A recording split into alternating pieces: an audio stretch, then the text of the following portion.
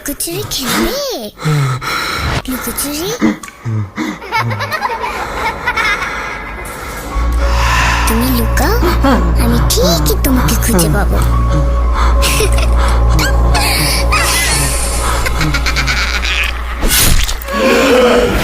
Voot.com with Russell. আরও একবার আপনাদের সবাইকে স্বাগত জানাচ্ছি। আমি রাসেল। আশা করছি আপনারা সবাই ভালো আছেন এবং ভালোর দলে আছেন। ভূত.কমে আমাদের সঙ্গে এই যে ভয়ের রাজ্যে হারিয়ে যাওয়া প্রতি শুক্রবার, এইটার জন্য আপনাদের সবাইকে অসংখ্য ধন্যবাদ জানাই। আপনারা বিভিন্ন সময় বিভিন্ন কাজকে ফেলে রেখে আমাদের সাথে এসে হাজির হন, আমাদের সাথে সময় কাটান। এটা বিশাল একটা ব্যাপার আমাদের জন্য, এবং সেই জন্যই গত 7 দিন ধরে আমরা প্রস্তুতি নিয়েছি। প্রতি 7 দিনই আমাদের প্রস্তুতি যায়, এবং শুক্রবার যখন রাত 11:59 ঘড়ির কাঁটায় দেখায়, ঠিক সেই মুহূর্তে আপনারা ভয়ের রাজ্যে হারিয়ে যাওয়ার জন্য প্রস্তুতি নেন। আমি প্রস্তুতি নেই পরীক্ষা দিতে। কেমন লাগবে আপনাদের? অনেকেই আমাদের আছে লিখছেন যে ঘটনাটি ভালো লেগেছে। থ্যাংক ইউ ভেরি মাচ আমাদেরকে এভাবে উৎসাহ দেওয়ার জন্য। আমাদেরকে যদি লিখতে চান তাহলে আমাদের ফেসবুক পেজ হচ্ছে www.facebook.com/russell.স্বাধীন। অনেকের কাছে হয়তো আমি দেখতে পাচ্ছি শ্যামল দত্ত বা আরও অনেকের কাছে এই ঘটনাটা হয়তো মনে হচ্ছে যে একটু রংচঙে, বাট সত্যি কথা বলতে কি, আমি ওই যে বললাম যে কোন ঘটনা সত্যি কোন ঘটনা মিথ্যা সেটা বিচার করা বেশ মুশকিলের ব্যাপার। আমরা চলে যাব আমাদের পরবর্তী ঘটনায়। তবে জানিয়ে দিই এই ঘটনাটি একটি ইমেল, এবং আমি ইমেলটি আপনাদেরকে পড়ে শোনাচ্ছি। প্রিয় রাসেল ভাই, আশা করি আপনি ভালো আছেন, আর আপনি তো সবসময় ভালোর দলেই থাকেন। আমি ভূত FM ও ভূত.কমের একজন নিয়মিত শ্রোতা। এক কথায় ভূত.কমের কাহিনী না শুনলে আমার ঘুমই আসে না। আমি রাকিবুল শুভ বলছি, ফরিদপুর সদর, ফরিদপুর জেলা থেকে। এর আগেও আমি একটা কাহিনী পাঠিয়েছিলাম 2015 সালে ভূত FM-এ, কিন্তু কাহিনী পড়ে শোনানো হয়নি, যার কারণে আর পাঠানোর সাহস করিনি। তো এখন যে কাহিনীটি বলছি এটা শরীয়তপুর জেলার গোসাইহাট উপজেলার ধীপুর নামক গ্রামে। আমি তখন আব্বু আম্মুর চাকরির সুবাদে সেখানে থাকতাম। ঘটনাটি ঘটে 2010 সালে। তখন আমি 3 নম্বর ধীপুর সরকারি প্রাথমিক বিদ্যালয়ের 4র্থ শ্রেণীর ছাত্র ছিলাম। আমার এক বন্ধু, তার নাম নীরব। আমরা বেশিরভাগ সময় একসাথে থাকতাম। বলে রাখা ভালো, ওই নীরবের বাসা আমাদের স্কুলের পেছনে কিছুটা গ্রামের ভেতরে ছিল। আপনি হয়তো জানেন শরীয়তপুর ওই অঞ্চলটায় প্রচুর পানের চাষ হয়। তো ওই নীরবদের বাসার আশপাশে, এমনকি আমাদের স্কুলের আশপাশ দিয়েও অনেক পানের বরজ ছিল। যাই হোক, ঘটনায় আসি। নীরবরা ছিল 4 ভাই। তাদের মধ্যে নীরব ছিল তৃতীয়, আর ছোট একটা ভাই ছিল। হঠাৎ একদিন নীরবের ছোট ভাইকে খুঁজে পাওয়া যায় না। পরবর্তীতে এলাকায় মাইকিং করা হয়, এবং পুরো উপজেলা জুড়ে তন্ন তন্ন করে খুঁজে তাকে পাওয়া যায় না। বলে রাখা ভালো, সময়টা ছিল বর্ষাকাল, যার কারণে বদ্ধ জায়গায় খুব সহজেই পানি জমত, যার কারণে নীরবদের বাসার আশেপাশের বদ্ধ নিচু জায়গাগুলোতে পানি জমে গিয়েছিল। নীরবদের বাসার পাশে 3টা পানের বরজ ছিল একসাথে, আর তার মাঝখানে একটা ছোট ডোবার মতো ছিল। যাই হোক, এবার ঘটনায় আসি।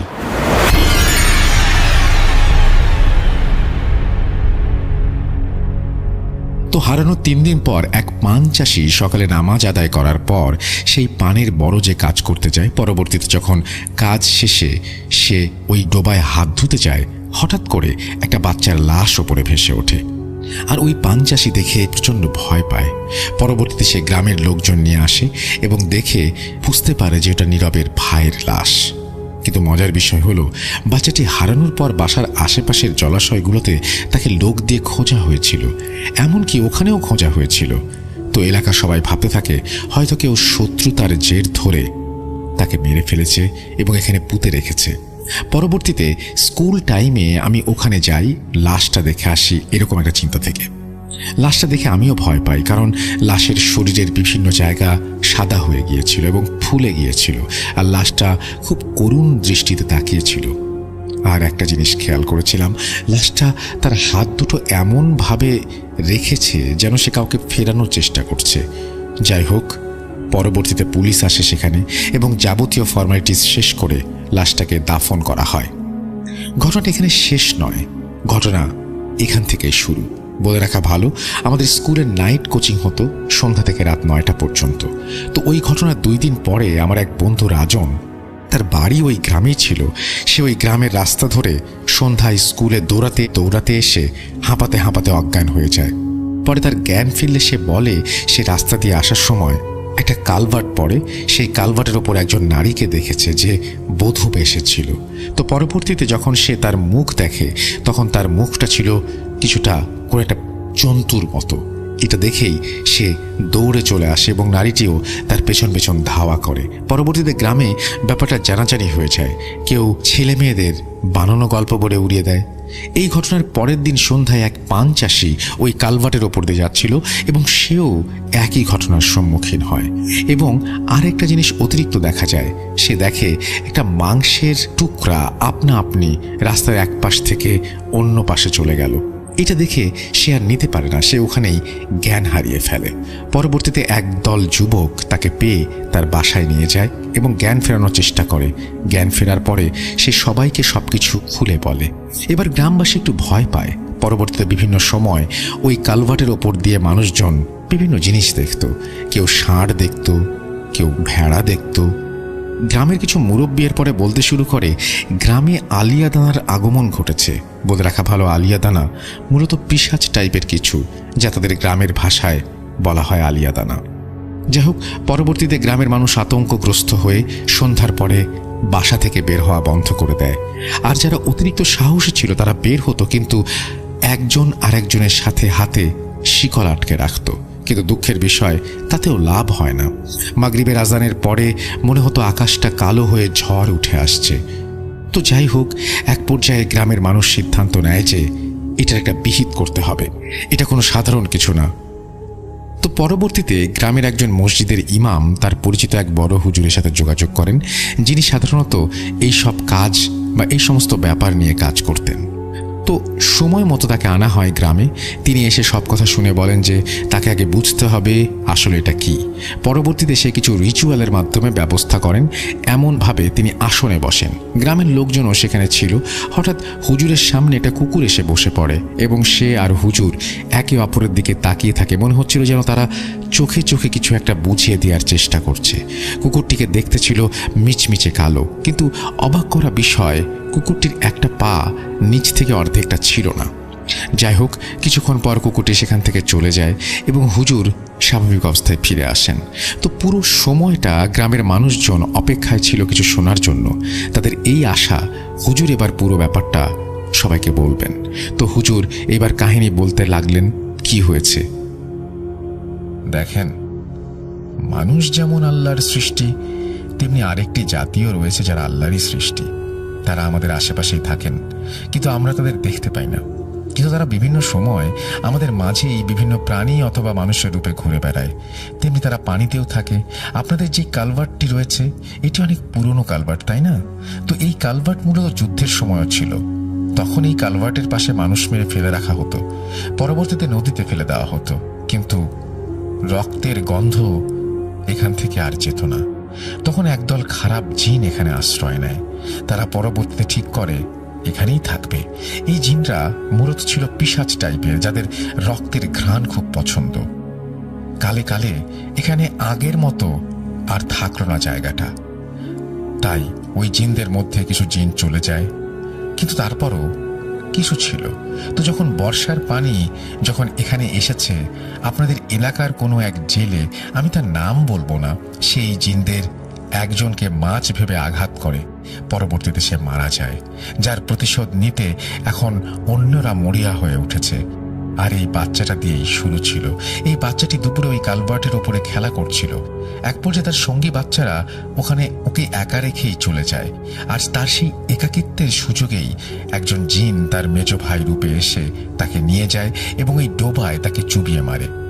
তাকে ওখানেই 4 হাত মাটির নিচে পুঁতে রেখে তারা চলে গিয়েছিল। পরবর্তীতে হয়তো কোনো কারণে সে উপরে ভেসে ওঠে। যাই হোক, এখনো তারা প্রতিশোধ নেয়ার জন্য ঘুরছে। গ্রামের লোকজন তখন এর সমাধান চায় হুজুরের কাছে। হুজুর বলেন, সমাধান আছে, তবে সময় লাগবে। 10খানা কাচের বোতল প্রস্তুত রাখতে বলে হুজুর সেদিন চলে যান। পরের দিন হুজুর আসেন এবং সেই কাঁচের বোতলে একটি বোতলে তাবিজ ভরেন এবং বলেন বৃহস্পতিবার রাতে যখন এশার আজান শেষ হবে মসজিদে নামাজের পরে এই বোতলগুলো গ্রামের চারপাশে 8টি এবং কালভার্টের দুপাশে 2টি 3 হাত করে গভীরে পুঁতে দিতে হবে। তার জন্য অবশ্য সাহসীদের যেন এই কাজ করতে দেয়া হয়। পরবর্তীতে গ্রামবাসীরা তাই করে। যেদিন সেটা করবে বলে ঠিক করা হয় সেদিন রাতে গ্রামে প্রচুর বৃষ্টি হচ্ছিল, ঝড় বাতাস হচ্ছিল, গ্রামের কিছু গাছপালা ভেঙে পড়ে যায় সেদিন। কিন্তু আজব ব্যাপার, গ্রামের বাইরের আবহাওয়া ঠিকই ছিল।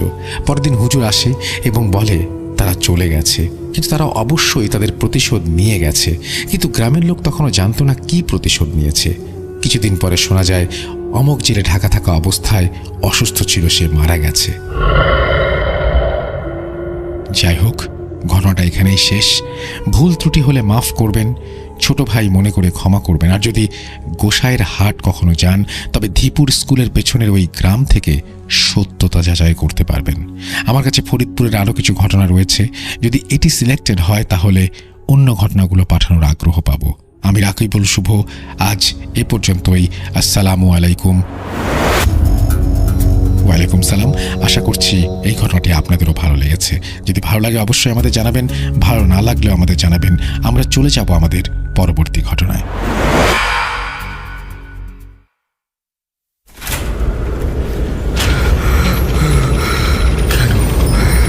কেন তুমি আসো? আমি শুধু তোমার সাথেই থাকতে চাই। তুমি চলে যাও, চলে যাও, প্লিজ চলে যাও। Bhoot.com with Russell. আরও একবার আপনাদের সবাইকে স্বাগত জানাচ্ছি। আমি রাসেল। আশা করছি আপনারা সবাই ভালো আছেন আর ভালোর দলে আছেন। আমি চলে যাব আমাদের পরবর্তী ঘটনায় এবং আশা করছি এই ঘটনাটিও আপনাদের ভালো লাগবে। আমরা কোনো কথা বলবো না, মেসেজ পড়বো না, কিছুই করবো না। আমরা সরাসরি ঘটনায় যাব।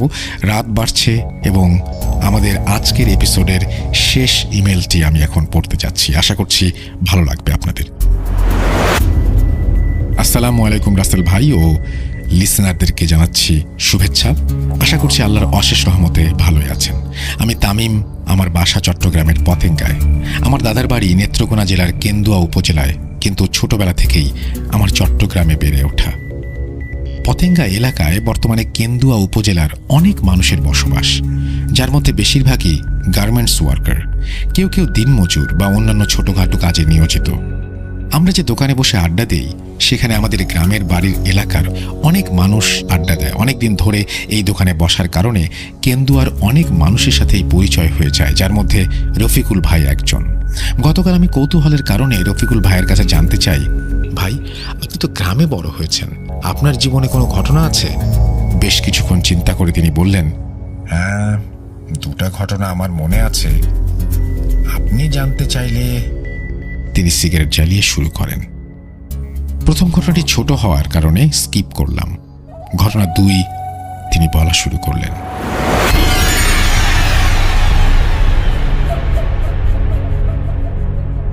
তখন সালটা 2001-2। আমার বড় ভাই করাছাপুর বাজার এলাকায় লেপতোষকের দোকান দিয়েছে, যার দূরত্ব কেন্দুয়া থেকে 5 ঘন্টার মতো পানিপথে। কেন্দুয়াতেও আমাদের একটি একই দোকান আছে, কিন্তু বড় ভাই ব্যবসা বাড়ানোর জন্য ওখানেও একটি দোকান দেয়। একবার আমার চোখে একটু সমস্যা হওয়ার কারণে লেপতোষকের কাজ আমি করতে পারতাম না, কিন্তু সেলাইটা করতে পারতাম শুধু। তো আমাকে একদিন বড় ভাই এসে বলল, তুই তো এখন থেকে দোকানেই কাজ করছিস, তুই আমার সাথে চল, আমার দোকানে থাকলে কাজ করলি আর ঘোরাঘুরি করলি। তারপর মা অনুমতি দেয় আমি ভাইয়ের সাথে চলে গেলাম। ভাইয়ের দোকানে প্রায়ই বাজারের বিভিন্ন মানুষ এসে আড্ডা দেয়। এমনকি এরকম আড্ডায় ভাইয়ের এক বন্ধুর কাছে জিজ্ঞাসা করলাম, এখানে ধনু নদীতে কি ভালো মাছ পাওয়া যায়? ধনু নদী ওই এলাকার পাশ ঘেঁষে যাওয়া এক নদী। উত্তরে তিনি বললেন, হ্যাঁ যায়, কিন্তু মাছ পাওয়া খুবই কষ্ট।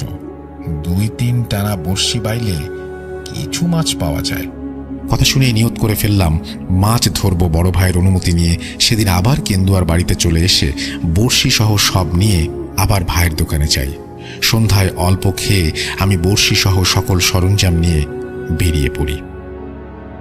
পৌঁছে আগে খুঁজতে লাগলাম কেউ মাছ ধরছে কিনা, সেদিকে বসবো, কিন্তু সেদিন কাউকে আমি পেলাম না। নদীর স্রোত অনেক বেশি হওয়ায় পার ভেঙে গেছে। পার একদম খাড়া, তাই বসার উপযুক্ত জায়গা পাচ্ছিলাম না। কিছুটা হাঁটার পর প্রায় 3-4 হাত নিচে পানি থেকে 1 হাত ওপরে একটা সমতল জায়গা পাই এবং সেখানে বসে সব রেডি করে ছিপ ফেলি। প্রায় 2-3 ঘন্টা হয়ে যাওয়ার পরেও কোনো মাছের সারা শব্দ নেই, উল্টো মাছ এসে টোপ খেয়ে চলে যায়। এরকম করতে করতে রাত 10টার পর অনেক ক্ষুধা লেগে যায় এবং এখানে ভাত খাওয়ার কোনো সুযোগ না থাকায় আমি আগে থেকে কিছু আখের গুড় ও চিড়া নিয়ে আসি। প্রথমে আমি অর্ধেক গুড় নদীর পানিতে ঢিল মারি। পানির একজন মানুষ আছে, আল্লাহ তাকে পানির রাজত্বের জন্য পাঠিয়েছে, যার নাম হিসফির আলাইহিসসালাম, যিনি সমগ্র দুনিয়ার পানিতে রাজত্ব করেন। আর গুড় দিলাম উনাকে, এর বিনিময়ে তিনি যদি খুশি হয়ে আমাকে কটা মাছ দেন, আর কি উনি চাইলেই মাছ পাব। আমি এমন কিছু তো কখনো শুনিনি, তবে গ্রামের মানুষের মুখে শুনেছি এটি তাদের বিশ্বাস। তো এভাবে অনেকক্ষণ কেটে যায়। তারপর আনুমানিক 12টা-1টার পর আমি অনুভব করলাম আমার উপর সাদা কিছু একটা নড়াচড়া করছে। আমি সাথে সাথে পেছনে ঘুরে ওপরে তাকিয়ে দেখি একটি সাদা কুকুর। আমি মোটেও ভয় না পেলেও এরপরই ঠিক আঁতকে উঠি। আমি এমনিতেই কুকুরটিকে দেখার জন্য তার মুখে লাইট মারলে যা দেখলাম, দেখি কুকুরটা সাদা ঠিকই, কিন্তু তার গায়ে একটি তিল পরিমাণ দাগ ছিল না, যেটা ছিল প্রায় অস্বাভাবিক। আর কুকুরটি চুপ করে পিছের পা দুটো ভাঁজ করে সামনের পা খাড়া করে বসেছিল, তার মধ্যে বিন্দুমাত্র নড়াচড়া নেই। তখন স্বাভাবিকভাবে হালকা মনে ভয় কাজ করলো। বুঝে গেলাম এটি স্বাভাবিক কিছু না। ভাবতে ভাবতে আবার পেছনে তাকিয়ে দেখি সেটি এখানেই আছে আর এক নজরে আমার দিকে তাকিয়ে আছে। মনে মনে বলতে থাকি, আমি তো তোমার কোনো ক্ষতি করিনি, যদি আমার কারণে তোমার কোনো ক্ষতি হয় আমাকে ইশারা দাও, আমি চলে যাব, তবে আমার মতে তোমার কোনো ক্ষতি হচ্ছে না। এরপর আবার পেছনে তাকাই, দেখি সেই মূর্তির মতো যেখানে ছিল সেখানেই আছে। তারপর আমি মনে মনে কিছুটা সূরা পড়তে থাকি এবং বড়শির দিকে নজর দেই। কিছুক্ষণ পর খেয়াল করলাম অনেকগুলো ঘোড়ার পায়ের আওয়াজ যেন নদীর পাড়ের কাছাকাছি দৌড়াদৌড়ি করছে। আমি পেছনে তাকাতেই দেখি কুকুরটি আর নেই। আবার আঁতকে উঠলাম। তারপর বড়শি রেখে ওপরে গিয়ে দেখি কিছু বন্য শুয়োর মাঠের মাঝে মারামারি করছে। আমি একটি দীর্ঘ নিঃশ্বাস ফেলে আবার নিচে নেমে মাছ ধরায় মনোযোগ দেই। ধীরে ধীরে শুয়োরগুলো চলে যায় আর পরিবেশ আবার নীরব হয়ে যায়। তারপর বড়শি পায়ের নিচে রেখে আমি একটা সিগারেট জ্বালিয়ে এমনি পিছনে তাকিয়ে আবারও উপরে কুকুরটিকে বসে থাকতে দেখি এবং সত্যি কিছুটা ভয় পেয়ে যাই। কিন্তু কিছু না বলে, না বোঝার ভান ধরে আমি আবার কাজ করতে থাকি। তারপর আবার একটু পর শুয়োরগুলো এসে মারামারি করতে থাকে। আমি পেছনে তাকিয়ে দেখি আবার কুকুরটি নেই। আবারও শুয়োরগুলো চলে যায়, কুকুরটি এসে বসে। তখন ভাবতে থাকি কি অদ্ভুত কাহিনী হচ্ছে। এবার যাই হোক, আর পেছনে তাকাবো না। যাই হোক, বলে রাখা ভালো, আমি যেখানে মাছ ধরছিলাম সেখানে নদীর বিপরীত পাশে প্রায় আধা কিলোমিটার দূরে একটি মাজার আছে। সেখানে প্রায়ই মুরিদদের গান বাজনা হয় এবং আজকেও হচ্ছিল এবং এখান থেকেও শোনা যাচ্ছিল। আর আমার মাছ ধরার স্থান হতে মাজারের রঙিন লাইটগুলো দেখা যাচ্ছিল। তারপর অনেক সময় গড়িয়ে যায়, আমি তেমন কোনো মাছ পাই না। আস্তে আস্তে মাজারের গান বন্ধ হয়ে পরিবেশ একদম নীরব হয়ে যায়। আমি ভাবলাম হয়তো ফজরের আজান দেওয়ার সময় হয়ে গিয়েছে। তারপর হঠাৎ লক্ষ্য করলাম ওই মাজারের দিক থেকে নদীর পাড় দিয়েই একজন লোক হেঁটে আসছে। তখন আর এই কুকুরটা নেই। আমার মনে একটু সাহস কাজ করে, কিন্তু তখনই ঘটে আরেকটা ঘটনা। লোকটি এসে জোর গলায় বলে, কে এখানে? আমি বলি, ভাই আমাকে চিনবেন না, আমার বাড়ি কেন্দুয়ায়, এখানে এসেছি মাছ ধরতে। তারপর লোকটি আর কিছু না শুনেই আমাকে বকাঝকা শুরু করে এবং এখনই এখান থেকে চলে যেতে বলে। আমি ভাবলাম অনেকে হয়তো কাটা ফেলে যাতে তার জায়গায় কেউ মাছ ধরতে না পারে। এই লোকটা এখানে কাটা আছে। আমি কোনো তর্ক না করে বলি, ভাই আজান পড়লেই আমি চলে যাব। লোকটা আবার বকা দিয়ে ভার গলায় বলল, এখনই যেতে বলছি, ওঠো। আমি আর কিছু না বলে আমার জিনিসপত্র সব গোছাতে থাকি। লোকটি পিছনে পাড়ের ওপর দাঁড়িয়ে আবার বলতে থাকে, এত সময় লাগে কেন? জলদি করতে পারো না? আমি সব গুটিয়ে হাতে নিয়ে কোনো রকমে উঠে পড়ি। দেখি সেখানে ওই লোকের কোনো চিহ্নই নেই। আমি ভয় পেয়ে যাই আর ভাবতে থাকি কি হচ্ছে আমার সাথে। লোকটি দৌড়ে পালালেও অনেক দূর পর্যন্ত তাকে দেখা যাবে, কারণ নদীর পাড় থেকে অনেক দূর পর্যন্ত খোলামেলা মাঠ। আমি ভয়ে ভয়ে ভাবি এবার চলে যাওয়াই ভালো হবে। আমি এগোতে থাকি। মোটামুটি 15-20 কদম যাওয়ার পর হঠাৎ পেছনে একটা বিকট শব্দ হলো। কিসের শব্দ বুঝলাম না। দেখার জন্য আবারও পেছনে আগানো শুরু করলাম। একটু দূরে গিয়ে খেয়াল করলাম আমি যেখানে মাছ ধরছিলাম ওই সাইডে পানি নড়াচড়া করছে আর ফেনা উঠছে। আমি দ্রুত সামনে এগিয়ে যাই। আমি দেখলাম আমি যেখানে বসেছিলাম সেটা সহ অনেকটা জায়গায় নদীর পাড় ভেঙে নদীর পাড়ে মিশে গেছে। আমার দেহ হালকা কাঁপছিল আর ভাবতে থাকলাম রাতে এত সুন্দর আসলাম, এর মধ্যে এত কিছু হয়ে গেল। ভাবতে ভাবতে ফজরের আজান কানে ভেসে আসে এবং আমার শরীর অনেকটা হালকা হয়ে যায়। আমি সাহস অনুভব করলাম। তারপর সেই কুকুর বা লোক, তারাও কেউ মানুষ নয় সেটা নিশ্চিত হয়েছিলাম। কিন্তু তারা কেন এসেছিল? হয়তো আমার ভালোর জন্য এসেছিল, না হলে নদীতে ওই পাড় ভেঙে আমিও মিলিয়ে যেতাম। ভাবলাম আল্লাহ আমাকে নিজে বাঁচিয়েছেন, না হলে খসফির খুশি হয়ে বিপদমুক্ত করেছে। ঘটনাটি একদম বাস্তব একটি ঘটনা। ভালো লাগলে পড়ে শোনাবেন। এরকম আরও অনেক ঘটনা পেলে জানাবো। আসসালামু আলাইকুম। ওয়ালাইকুম সালাম। খুবই সিম্পল বাট খুবই সুন্দর একটা ঘটনা। থ্যাংক ইউ ভেরি মাচ আপনার ঘটনা পাঠানোর জন্য। আশা করছি এই ঘটনাটি আপনাদেরও ভালো লেগেছে। ভালো লাগলে অবশ্যই আমাদের জানাবেন, ভালো না লাগলেও আমাদেরকে জানাবেন। আমরা চলে যাব আমাদের পরবর্তী ঘটনায়।